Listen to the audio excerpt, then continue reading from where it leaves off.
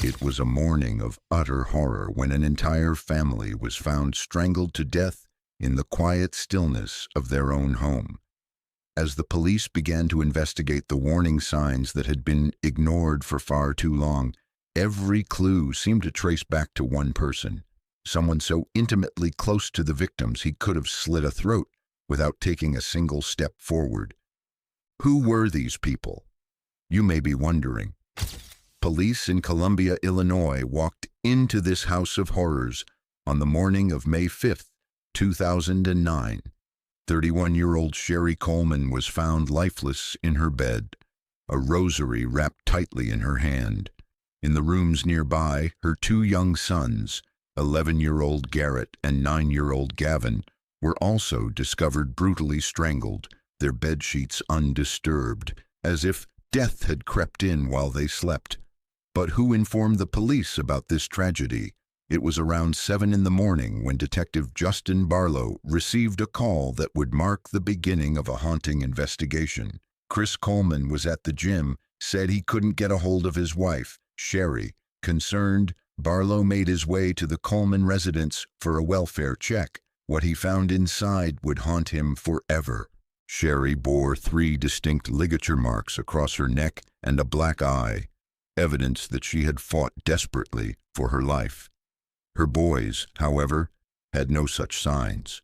Their deaths were swift, too swift. The walls were vandalized with spray-painted messages. One read, "Punished." Another read, "You knew this was coming." One of the boys had even been defaced with paint. "This was a monster," said KTVI reporter Chris Hayes. "Somebody who would spray paint the walls, spray paint one of the boys, strangle the kids while they slept. It was a monster." It was a picture-perfect family, the kind you'd expect to see smiling in a church bulletin or framed on a mantel. Violent crime wasn't supposed to touch places like Columbia, Illinois. That kind of darkness belonged across the river, in the city streets of St. Louis, not in this quiet suburban town. That's exactly why Christopher Coleman chose to raise his family there. It felt safe, peaceful, godly. Faith had always been the foundation of Chris's life. His parents, Connie and Ron, were co-pastors at Grace Church in nearby Chester, Illinois. Chris himself had a disciplined background. He served in the Marines as a K-9 handler, and it was during a training seminar that he met Sherry Weiss, a fellow military police officer in the U.S. Air Force. Their love was swift and intense. A trip to Chicago turned into a wedding, and soon after, they were expecting their first child, Garrett. Gavin followed not long after. A tight-knit, loving family was forming. Chris had climbed high, securing a 6-figure position as the head of security for internationally renowned televangelist Joyce Meyer. It wasn't long when Chris became Meyer's personal bodyguard. Meyer had known Chris since he was a child. She trusted him. The Colemans were admired, protected, even blessed, at least on the surface. But in this world where religion and righteousness were so deeply rooted in lives, danger sometimes hides behind the mask of devotion, and whispers of resentment were already beginning to rise from the shadows. And then, one day, everything took a turn. In November 2008, the calm began to crack. A blackmail via email filled with obscenities and threats was sent not just to Chris Coleman, but to Joyce Meyer and her son as well. The message was clear: stop preaching or face deadly consequences. By January 2009, the threats had escalated. Chris approached his neighbor across the street, Detective Sergeant Justin Barlow, with something far more personal. A letter had been left inside his mailbox. It demanded the same thing as the email: tell Joyce to stop preaching or Chris's family will die. I will kill them all as they sleep. Sherry was shaken, especially because the note had been delivered while Chris was away in Hawaii with Joyce Meyer. When he returned, he filed a formal police report. Barlow, alarmed, installed a security camera focused squarely on the Coleman mailbox. Officers increased patrols in the neighborhood. But despite every effort, the camera picked up nothing suspicious. No shadowy figure, no anonymous threat. The only footage it captured was heartbreakingly normal. Chris playing catch with his sons, Garrett and Gavin, in the front yard. 12 hours later, that same home would become a crime scene. The boys, along with their mother, would be found dead. And the threats that seemed to shake the Coleman house became so real, it left 3 of its members dead. Chris's mother, Connie, later recalled how the threats deeply frightened Sherry, especially one letter that appeared while Chris was away on a trip to Hawaii with Joyce Meyer. Sherry had begun to fear that whoever was behind the threats was getting closer. Too close. On the morning of May 5th, Chris left his home on Robert Drive to go work out at a gym in South St. Louis County. While at the gym, he called Sherry's phone and left a message. He texted her, tried calling again, and when she didn't respond, he reached out to the police. Chris told Barlow he couldn't reach his wife and asked for a welfare check. Barlow met another Columbia officer outside the Coleman home. There, they noticed a basement window had been opened. The 2 men entered cautiously, descending into the dark basement and making their way through the house. What they found was beyond disturbing. Spray-painted messages in large red letters defaced the walls. "I am always watching. You have paid." And in the bedrooms upstairs, the family that once seemed so safe, so protected, was gone. "Oh, but did we tell you?" Weeks before the murders, Sherry texted a friend, "If something happens to me, Chris did it." And she wasn't guessing. She said he wanted a divorce, that she and the kids were in the way of his job. Turns out she saw it coming all along, but that wouldn't save her. What really sparked curiosity was when police began wondering, why was a bodyguard receiving threats on behalf of a famous preacher?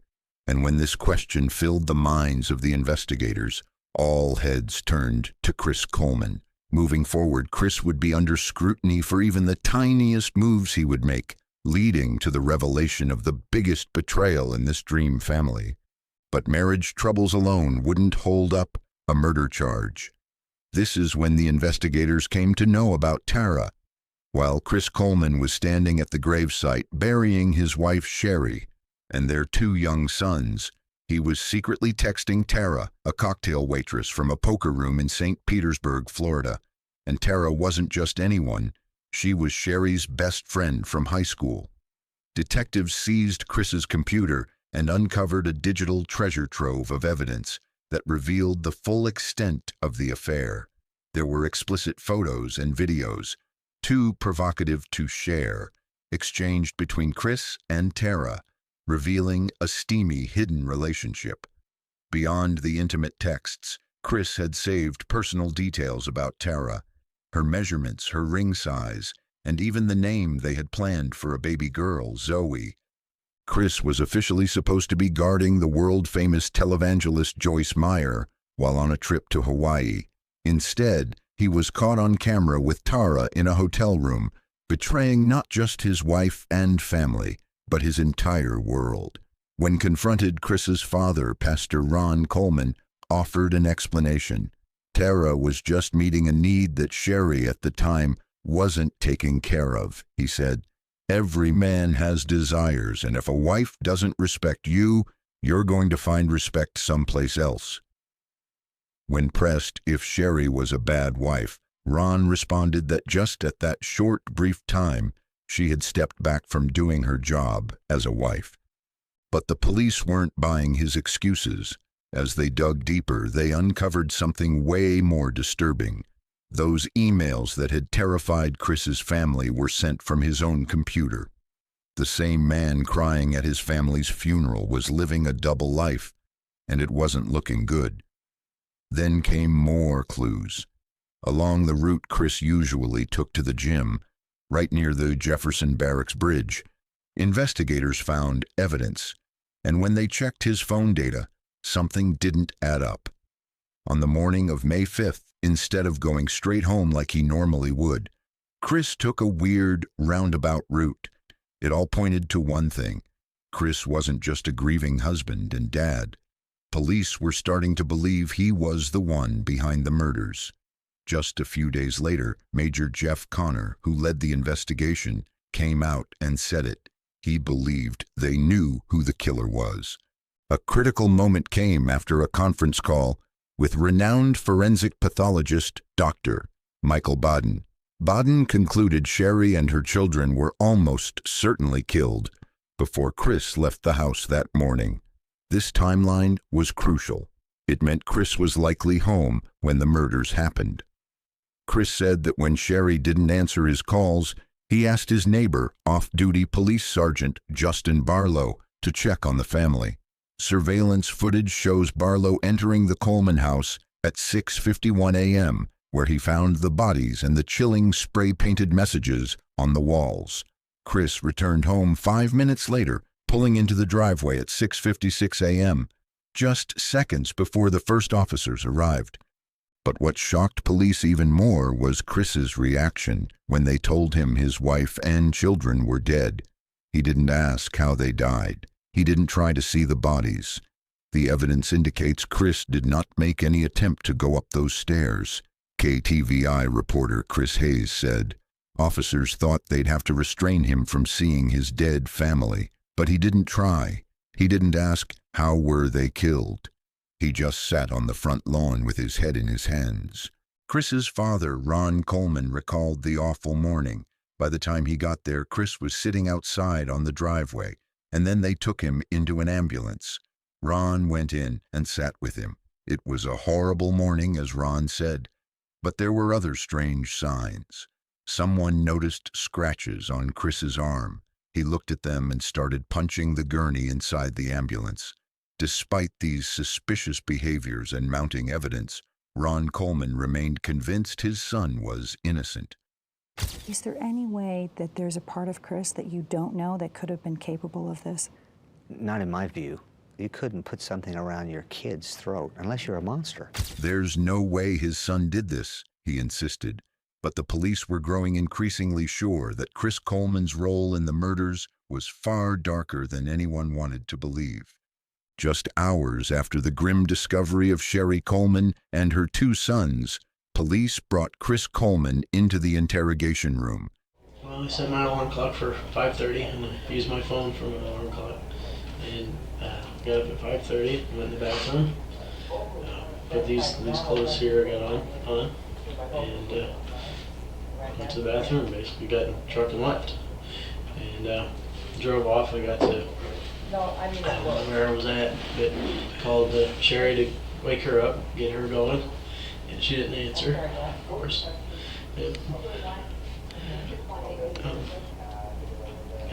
And so I went on to the gym, to Gold's Gym, and over by Ronnie's Plaza in South County, and started working out. I text her at some point. I might even have called her again. I don't remember. I could probably look at my phone if you want me to.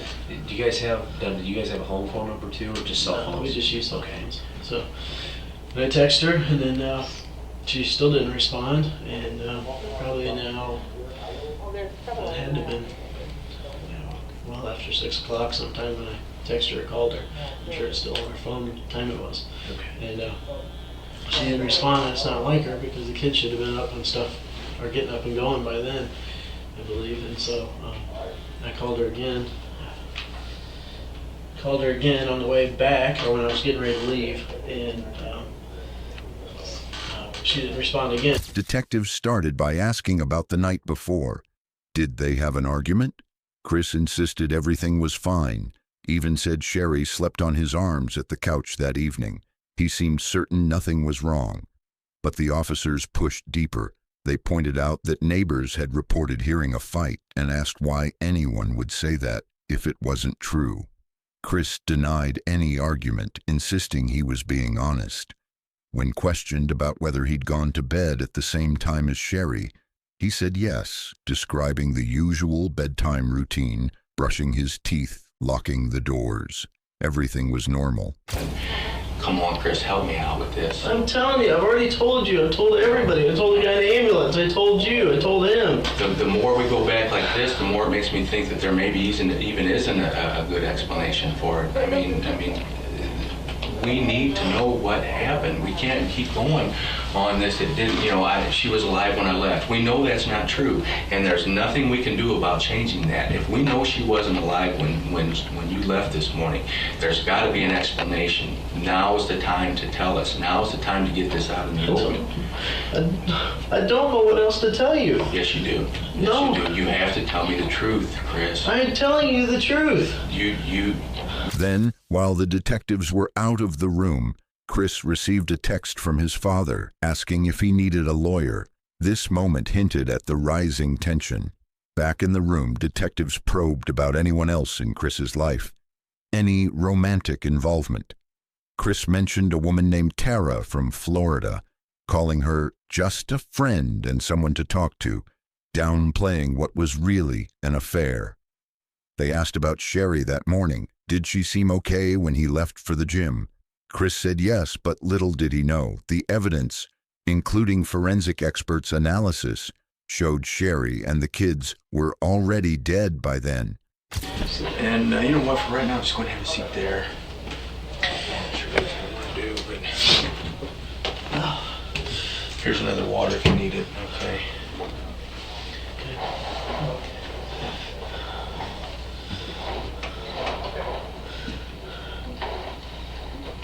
Police department. I mean, obviously, we got an investigation to do, so I got to go over your Miranda rights just because we're talking to you, we're talking to a lot of people, okay? I've done it for myself. I'll tell you what, from the beginning, let's just start up from when you got up this morning until the time you pull up at the house. Just kind of. Detectives challenged him directly, telling Chris that the physical evidence said otherwise. He insisted Sherry was alive, that the kids were alive. The tension grew. When asked if he was involved in the deaths, Chris flatly denied it. When asked about anyone else being involved, he said he didn't know. When pressed if he had talked to anyone about arranging her death, he denied it vehemently. The questioning circled back to Tara. How long have you been in a relationship with Chris? Since late November, early December. Where all of you guys been together? Phoenix and Hawaii, Maui. What would he tell his wife when he was gone? He would have just told that he was working. Was there an affair? Chris initially denied it, then admitted to some conversations that might not have been okay in Sherry's eyes. The detectives were now piecing together a picture of a man caught between a crumbling marriage and a secret relationship, one with deep complications. And then came a bombshell. The detectives told Chris that Tara was already talking to police in Florida and had shared the very explicit photos and messages Chris had sent her. The interrogation room quieted as the officers made it clear the story of a stranger sneaking in to kill Sherry and the boys just didn't add up. Detectives even pointed out how Chris's writing style matched threatening emails sent to Sherry. They found evidence that the paint used in the threatening messages on the walls was bought by Chris months earlier, something he explained away as innocent, saying he and his son bought it for paint gun targets. Chris's father insisted none of this meant his son was guilty. He believed the promise ring Tara bought was just a fling Chris was trying to escape. But the deeper the police dug, the more the evidence and witnesses, especially Tara's detailed accounts, showed how deeply concerning this whole situation became. In Florida, police described Tara as visibly upset, someone who knew details of the affair and had become possessive. She told officers that Chris was careful to cover his tracks, even sending photos to prove he wasn't cheating in some moments. Yet, the affair was real, the promises of marriage and children discussed, things Chris's father said his son tried to back away from but couldn't. While Tara voluntarily cooperated, providing police with texts and messages, Chris remained silent on guilt. Police then went for a tough approach, confronting him with the reality of what lay ahead if he didn't confess: a loss of peace in this life and the next. It wasn't long before Chris Coleman was arrested at his parents' home on May 19, 2009. Charged with 3 counts of first-degree murder, police revealed he had tried to cover his tracks by spray painting messages on the walls to make it look like someone else committed the murders. After delays and attempts to move the trial, the case finally went to court in April 2011. Jurors were carefully selected from outside the local area, ensuring a fair trial free from local bias. The interrogation laid bare a tangled web of lies, secrets, and betrayal, setting the stage for a shocking trial where the truth about Chris Coleman would finally be revealed. After 2 long days and 15 hours of going back and forth, the jury finally made their decision on May 5, 2011, exactly 2 years after Sherry and her 2 sons were murdered. The timing couldn't have been more symbolic. Chris Coleman was found guilty on all 3 counts of first-degree murder, but it wasn't easy. One of the jurors, Kim Ferrari, later said that 4 people on the jury weren't fully convinced at first. They needed more, something solid that would erase any lingering doubt. And oddly enough, they found it by accident. Tucked away in the jury room from the start were some foam boards with photographs on the back. Those photos showed Chris and his mistress, Tara Lintz, looking cozy together, and they were clearly dated October 2008. Why did that matter? Because Chris had been insisting all along that he didn't start the affair until November of the same year, after the threatening emails to his wife had already begun. But these photos said otherwise. The affair started earlier than he claimed, which made his whole timeline fall apart. And to the jury, that lie was the final nail in the coffin. As soon as they saw those pictures, the mood in the jury room shifted. Juror Kim Ferrari recalled that everyone was finally on the same page. Ferrari said she would have voted for the death penalty without hesitation, and she believed the rest of the jury would have too. But Chris never gave them the chance. Right after the conviction, he suddenly waived his right to be sentenced by the jury and left his punishment in the hands of the judge, Milton Wharton. It was a surprising move, but Ferrari believed she knew why he did it. He knew they were going to send him to death row. Even if Chris couldn't go to hell yet, Judge Wharton sent him to prison for life without the possibility of parole. No way out, no second chances. Ferrari wasn't disappointed by the life sentence. In fact, she saw it as justice in its own form. He's going to have to sit in prison and think about what he did every day for the rest of his life, she said. And in truth, a death sentence wouldn't have changed much. Just 2 months before the trial began, Illinois officially abolished the death penalty. Chris Coleman was sent to Pontiac Correctional Center in Illinois, a high-security prison between Bloomington and Chicago. Later that summer, in August 2011, he was moved to Dodge Correctional Institution in Waupun, Wisconsin. The reason was, ironically, safety concerns. He also made an effort to get a new trial, but the judge denied that request too. Chris Coleman will never walk free again, and now he has nothing but time to sit, to think, and to live with the weight of what he did. In December 2012, something heartbreaking happened all over again. The bodies of Sherry Coleman and her 2 young sons, Gavin and Garrett, were exhumed from Evergreen Cemetery in Chester, Illinois. They were then reburied near Sherry's hometown, just outside of Chicago. It was a deeply emotional and controversial decision. Chris Coleman's family fought hard to keep the graves in Chester. In fact, they went to court over it.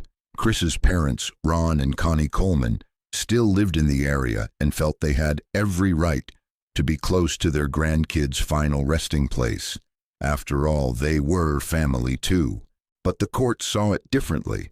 A judge ruled that a convicted murderer should not have any say in where his victims are laid to rest, especially when his own planned gravesite had been right next to theirs. It didn't sit right. the judge ultimately decided it was more appropriate for Sherry and her sons to be buried in a place chosen by her family, not the family of the man found guilty of killing them.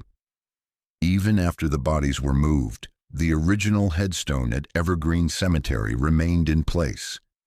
It had been paid for by Chris's parents, and for a time it stood as a heavy, emotional reminder of the lives lost and the complex grief left behind.